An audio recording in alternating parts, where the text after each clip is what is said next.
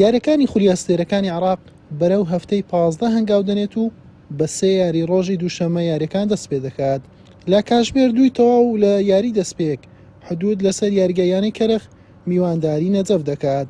لە کاتژمێر 4 و 30 خولەکیش هەولێر دەبێتە میوانی کەربەلا.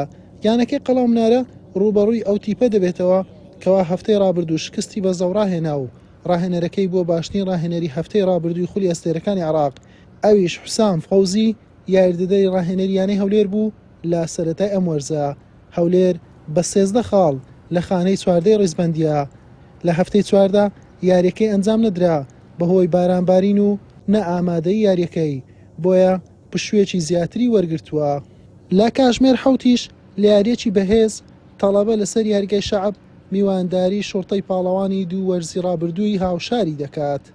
ڕۆژی سێشەمەش یاریەکان درێژەی دەبێت و 5 یاری دیکە ئەنجام دەدرێت. لە کاتژمێر 2 تەواو 3 یاری بەڕێوە دەچێت.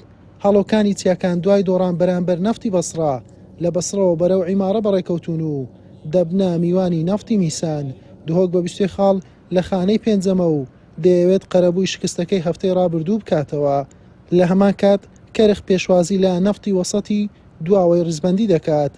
نەفتیش لەسەر یارگەیانی زەوڕا میوانداری نەفتی بەسڕە دەکات. لە کاتژمێر 8 و 30 خولەکی شەویش کلاسیکۆی عێراق لە نێوان زەوڕا و قۆجەویە لەسەر یاریگای مەدینەی نێودەوڵەتی ئەنجام دەدرێت. لە کاتژمێر 9 و 30 خولەک نەورۆز لە کەربەلا دەبێتە میوانی قاسم. نەورۆز بە مەبەستی تۆڵەی شکستەکەی گەشتی کەربەلا دەکات چونکە خانەی چوارەمی لەدەستداوە و هاتۆتە خانەی شەشەم بە 20 خاڵ دەیەوێت ڕکابەریانەکانی پێشەوەی ڕیزبەند بێت. لە دوایاری هەفتە چوارشەممە زاخۆ لە کاتژمێر 4 و 30 خولەک لە بەسڕە دەبێتە میوانی مینە.